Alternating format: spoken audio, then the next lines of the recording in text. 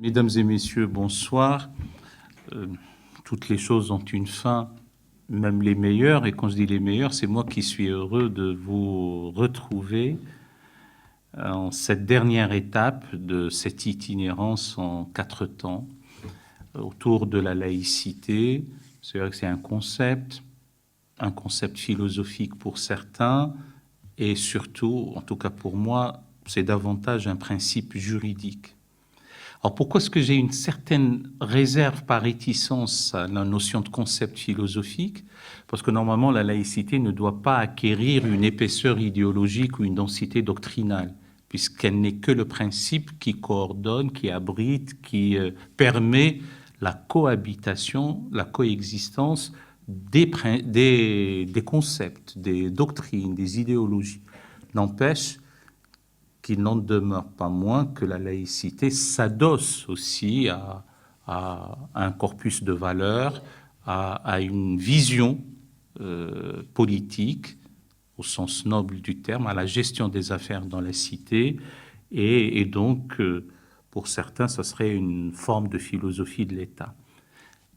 La difficulté, c'est qu'on ne peut pas d'un côté dire que c'est une philosophie de l'État, et en même temps, c'est le principe qui coordonne, qui permet la présence d'autres philosophies ou d'autres doctrines ou d'autres convictions, a fortiori des traditions religieuses.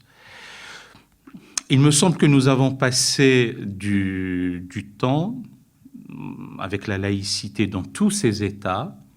Une première fois, pour préciser le concept, ah mince, j'ai oublié de le mettre sous...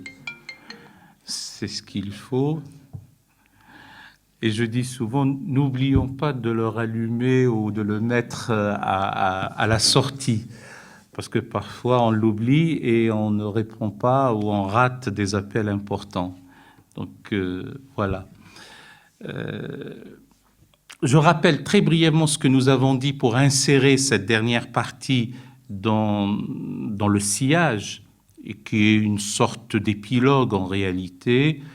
D'ailleurs, mon exposé sera exceptionnellement un peu plus court que d'ordinaire pour laisser une sorte de débat général en cette séance conclusive.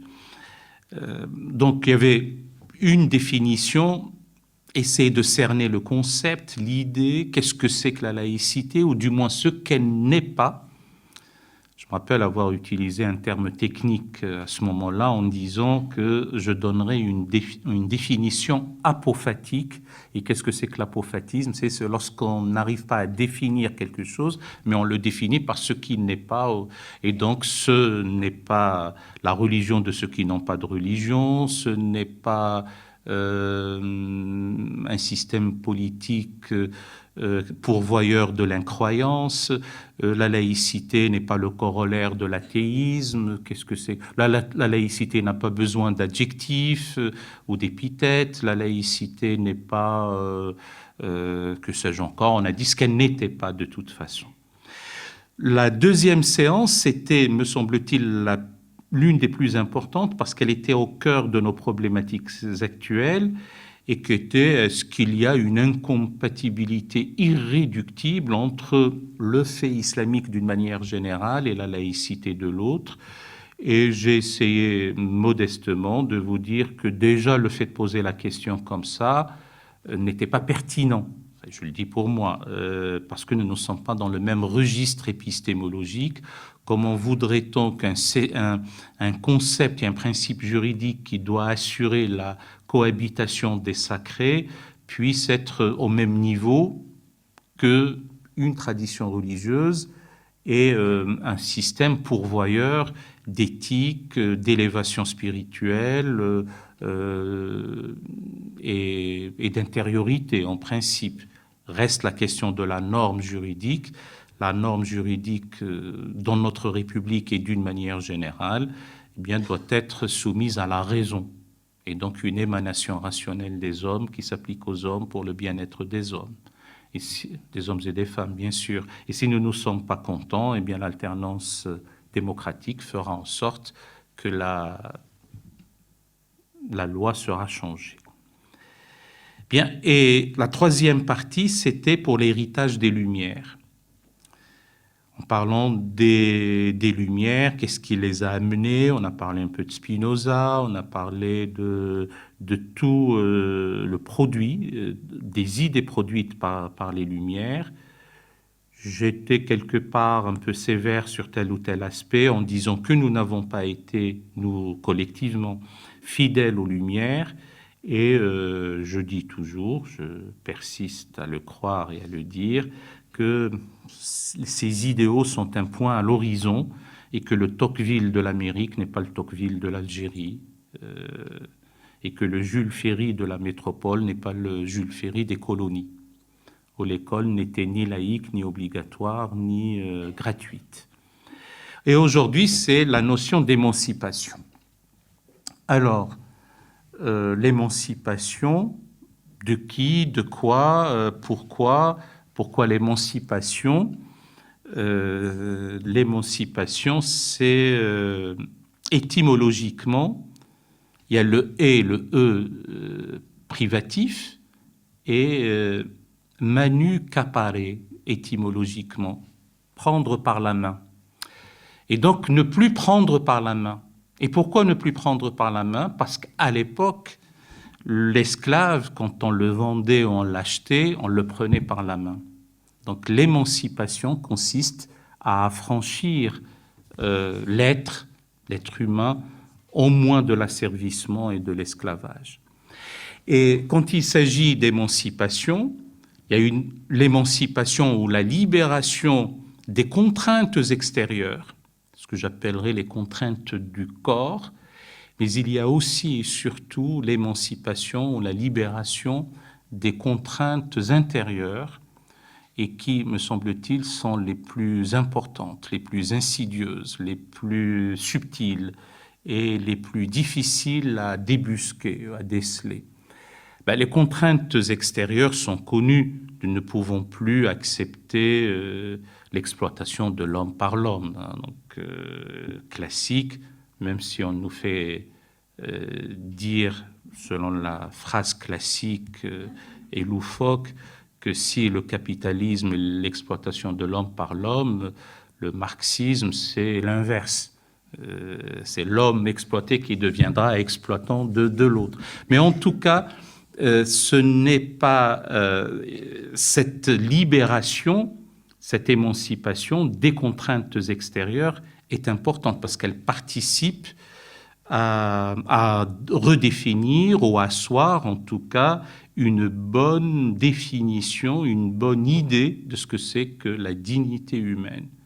Et que tout ce qui est attentatoire à la dignité humaine venant de l'extérieur est à proscrire, à commencer par les régimes despotiques, autocratiques, l'absolutisme qui impose aux sujets, à UX, qui leur impose, si je puis dire, que des devoirs, en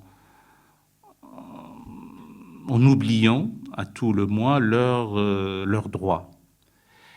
Et donc cette notion d'émancipation, c'est voir comment, dans la gestion des affaires de la cité, l'homme, le sujet humain, l'émancipation du sujet humain fera en sorte qu'on passe d'un sujet auquel des devoirs sont imposés à un citoyen qui, à tout le moins, trouvera un équilibre entre devoir et droit. Parce que le citoyen est tenu aussi de s'acquitter de ses devoirs. De ses devoirs pour que la cité fonctionne, pour que la nation puisse être viable. Et avec cette notion d'équilibre entre devoir et droit, et vous aurez noté que je commence toujours par les devoirs, parce que les droits en découlent naturellement. Ils demeurent inaliénables, mais les droits découlent du fait de s'acquitter de ses devoirs. Et le fait de s'en acquitter, on le fait d'une manière librement consentie.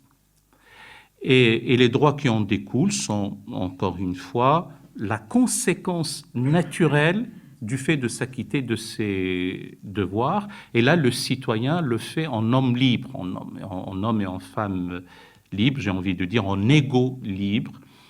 Et j'ai eu l'occasion quelquefois de parler d'une même effigie avec le devoir et le droit. Et on a eu un ancien Premier ministre qui a parlé d'un même talisman. Voilà, ça, c'est aussi l'émancipation politique qui fait que on n'est plus un sujet subissant, obéissant, avec une dignité ratatinée, à tout le moins, pour, en tout cas en ce qui concerne des classes ou des castes, et s'affranchir, s'émanciper de systèmes structurellement inégalitaires comme la notion de classe. Et la Déclaration des droits de l'homme, notamment celle du 26 août 1789, mettra fin à ce système structurellement inégalitaire. Et là, on parle toujours d'émancipation extrinsèque, enfin de causes ou de raisons extrinsèques qui aliènent l'être humain. On verra que cette déclaration, ou ce qui lui ressemble, ou celle qui devient de plus en plus universelle, en tout cas pour ce qui nous concerne en France, est toujours au cœur de nos constitutions successives. Et au cœur même, c'est le corpus doctrinal de la République. Et il y a l'émancipation intérieure. Et l'émancipation intérieure, me semble-t-il, est tout aussi importante, si ce n'est la plus importante. Alors, s'émanciper de quoi? S'émanciper de l'aliénation de l'esprit. N'oublions pas que l'une des devises des Lumières, celle de sapere aude de notre ami Emmanuel Kant, c'est le fait d'oser penser par soi-même et de ne pas déléguer sa capacité d'entendement à d'autres. S'affranchir surtout de l'argument d'autorité. S'affranchir de la suggestion qu'on a pour ou vis-à-vis d'intermédiaires. Et le plus grave, c'est que par manque de connaissances, par manque de discernement, par habitude, par usage coutumier, cette suggestion ou ce non-affranchissement quant à quelques autorités qui elles-mêmes usent de l'argument d'autorité se fait naturellement parce qu'on n'a pas interrogé cet état de fait. Et donc l'émancipation consiste à l'interroger, à en finir. Alors j'ai une série de mots que je dis quasi exclusivement pour les contextes islamiques, mais je pense qu'en l'espèce, ça peut s'élargir à tout.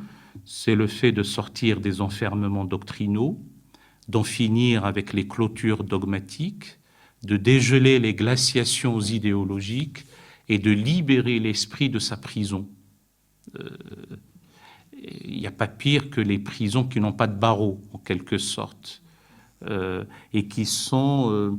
ce type de prison, c'est le résultat ou le cumul de coutumes qu'on n'interroge plus. Ça ne veut pas dire qu'il ne faut pas les respecter. Ça, je viens et on en parlera tout à l'heure. Enfin, ne pas avoir une émotion, une relation affective aux coutumes, mais il n'y a aucune raison de s'y enchaîner lorsque la dignité humaine est atteinte du fait de continuer à les respecter ou à les observer. Peut-être dernier point dans ce tour d'horizon comme ça. Alors pourquoi tout ça? Pourquoi l'émancipation? L'émancipation, c'est, me semble-t-il, mais je peux me tromper, c'est non seulement pour la grandeur de l'homme, pour sa dignité, Mais je pense que tout cela concourt ou contribue à une certaine idée de la conquête du bonheur dès ici-bas, dès ce monde-ci, et l'aspiration à une vie paisible ou à une vie harmonieuse. Une vie harmonieuse avec le cosmos, avec soi, avec la création, avec la nature, avec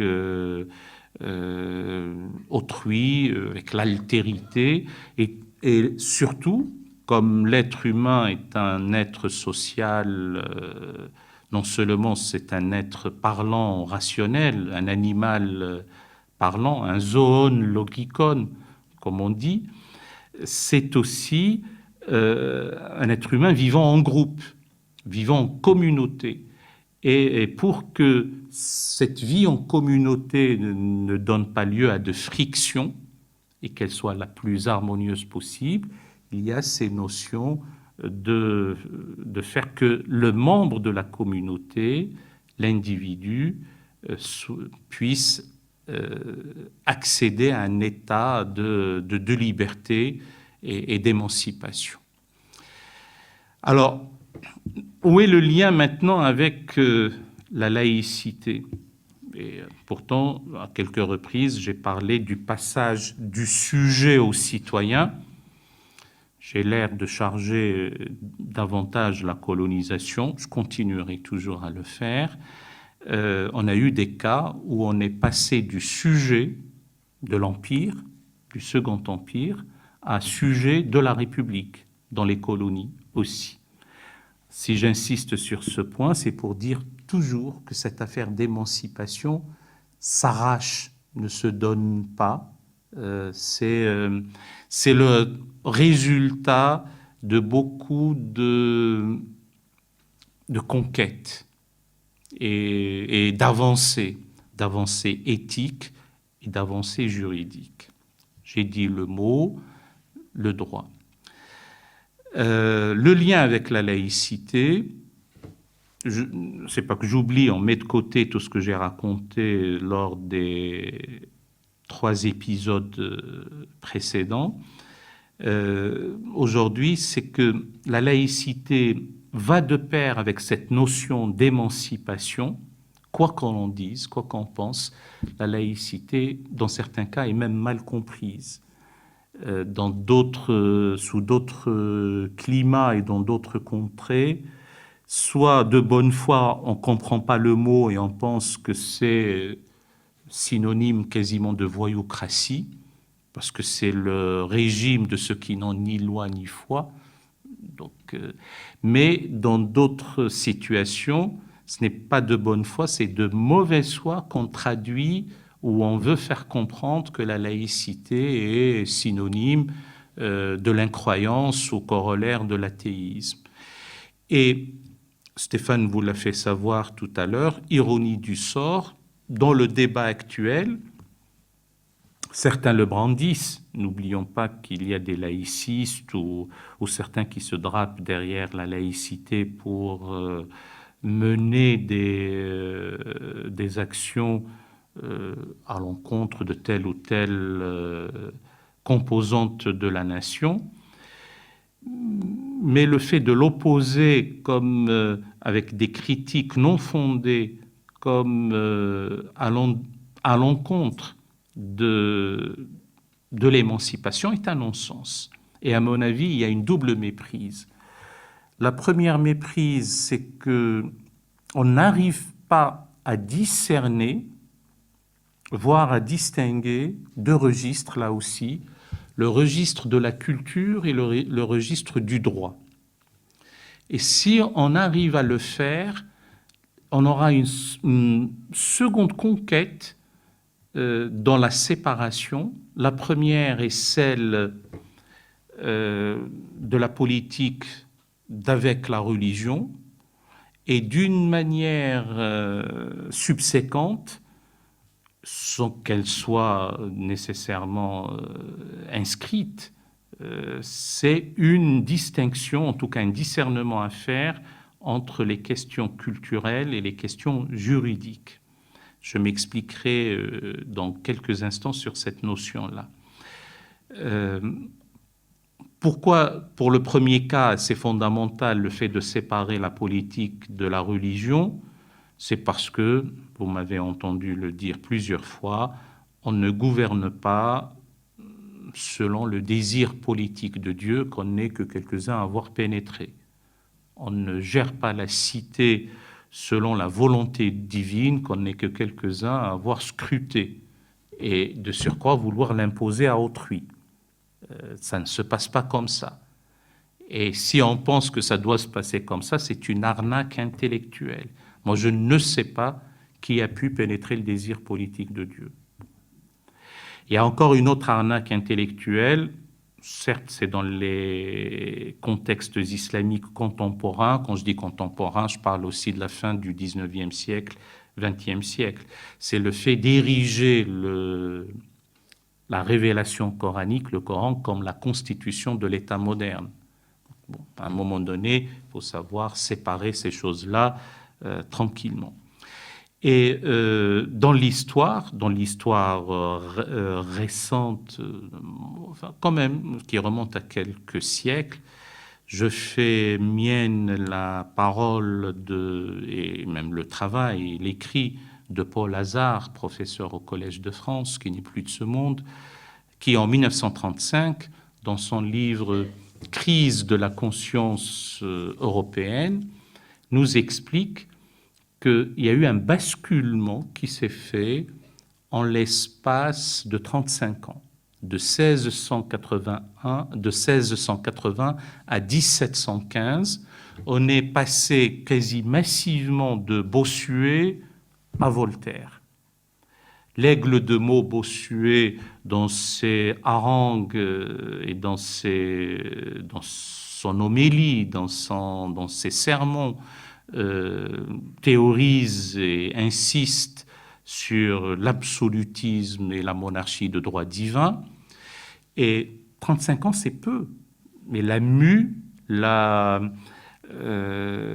métamorphose, la prise de conscience, l'émancipation a pu se faire pour, je dis ça d'une manière presque caricaturale pour illustrer mes propos, pour aller vers le doute, vers le fait d'interroger les présupposés de la foi, pour essayer de comprendre les méfaits des guerres de religion, les inconséquences sur la dignité humaine de continuer à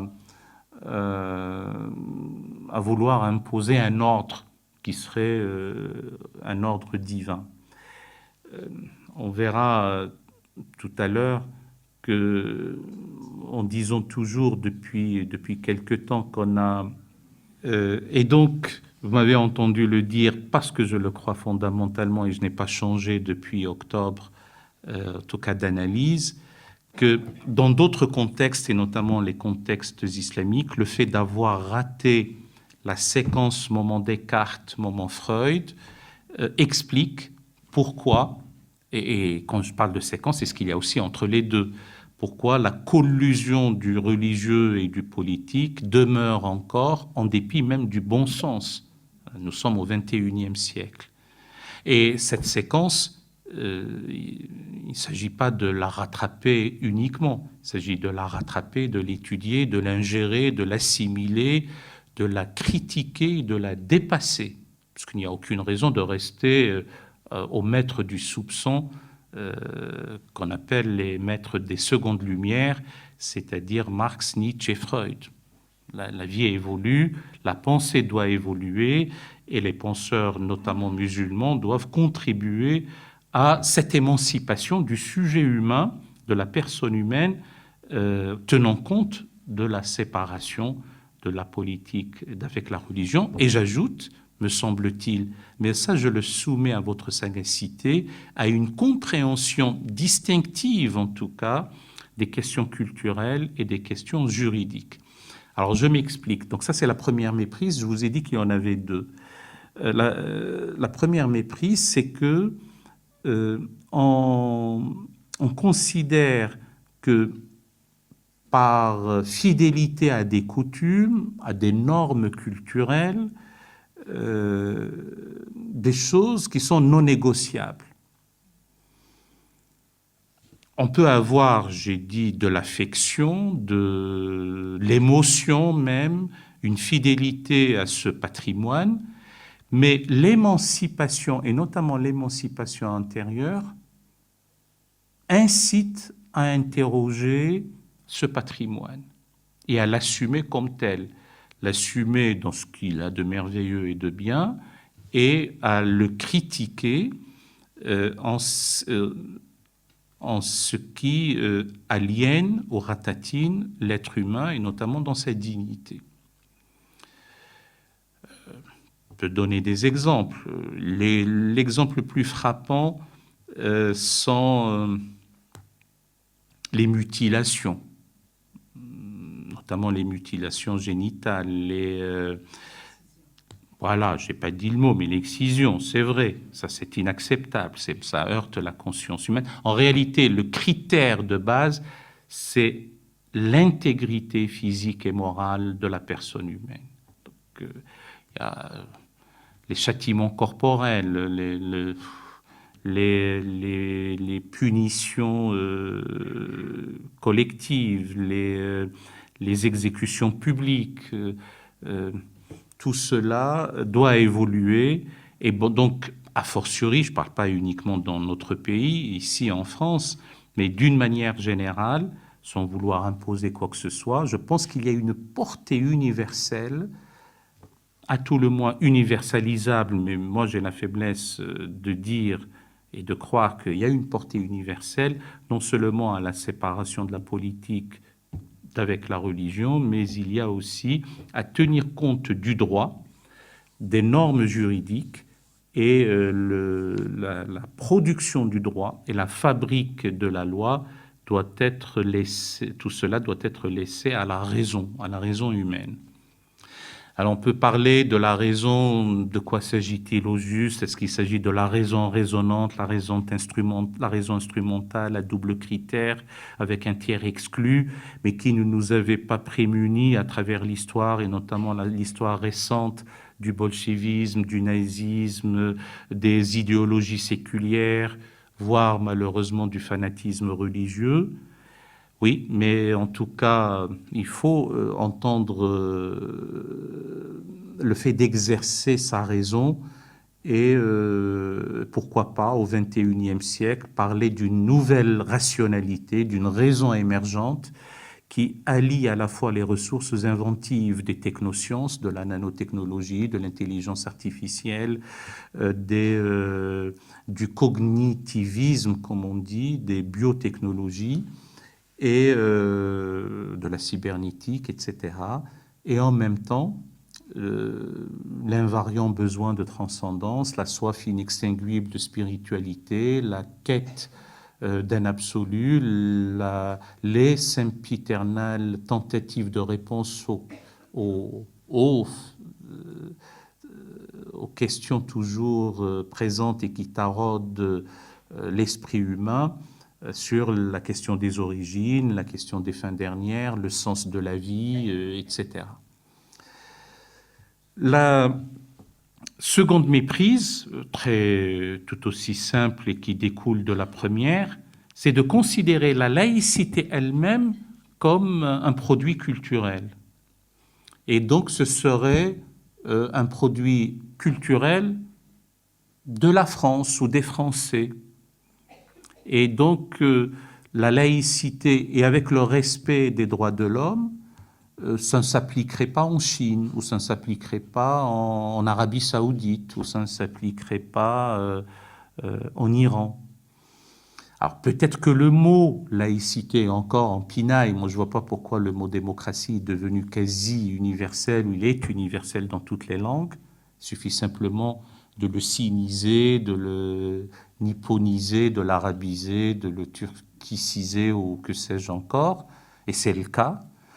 La laïcité, on commence à le faire pour certaines langues européennes, en espagnol, en allemand, en anglais, même en turc, en italien, etc. On commence à le dire en langue arabe, je crois même en persan. parce que ça fait partie d'un produit d'une sorte de reconnaissance de ce que le génie humain a produit pour gérer les affaires dans la cité. Mutatis mutandis, on ne peut pas dire que la pénicilline n'est que pour les Écossais. Parce qu'un Écossais, on a été, disons, l'inventeur. On ne peut pas dire que l'habeas corpus n'est que pour les Anglais. C'est ainsi, ça fait partie du patrimoine de l'humanité. Et c'est cette méprise qui est dommageable.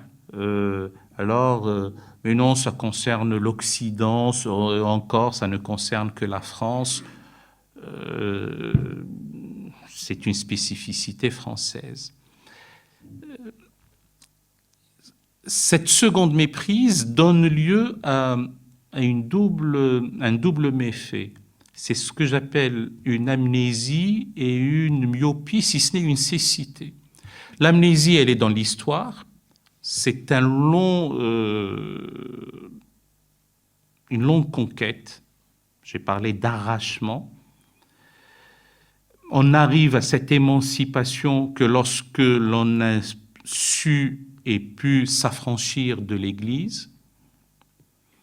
N'oublions pas qu'au XIXe siècle, l'évêque Monseigneur Frépel disait que les droits de l'homme, c'est contre le péché originel aussi.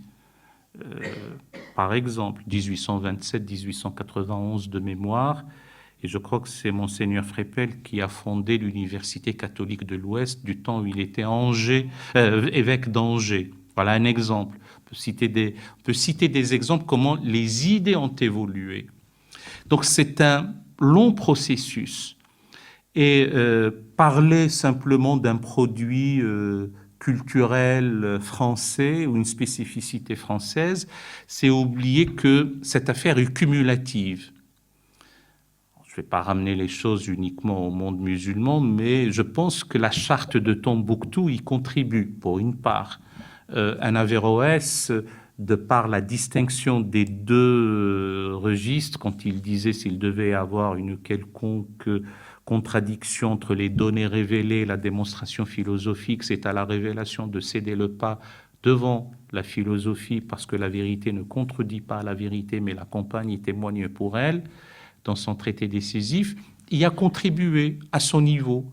Et on peut trouver comment la pensée humaine, on peut même bien entendu remonter jusqu'aux Grecs, jusqu'aux faiseurs de la loi, qui n'obéissaient qu'à leur conscience, mais aussi qui soumettaient ça à l'approbation de leurs concitoyens.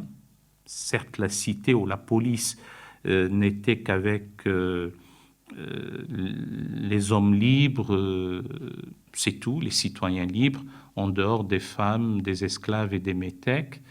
Et nous avions donc le nomothète, c'est-à-dire celui qui fabriquait la loi ou qui votait la loi, qui le faisait en ayant proposé cela, on a entendu en tout cas un débat contradictoire.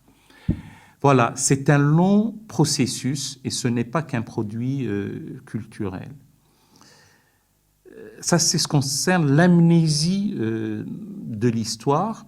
Et ce qui concerne la myopie, voire la cécité, c'est que l'aspiration d'autres peuples qu'occidentaux, et pas uniquement français, à vivre dans la dignité et à en finir avec la mainmise de la religion dans le gouvernement de leur pays, est réelle. Elle est dans le monde dit arabo-musulman, où le monde arabe est musulman, mais elle est aussi ailleurs, en dehors du monde dit arabe et musulman, mais c'est vrai que les problématiques sont épineuses et majeures dans ces régions du monde. Sur ce point précis, tout particulièrement. Et donc, conclusion de tout ça, c'est le débat dans notre pays, c'est sur le relativisme culturel et une sorte de laïcité ou laïcisme appliqué d'une manière drastique.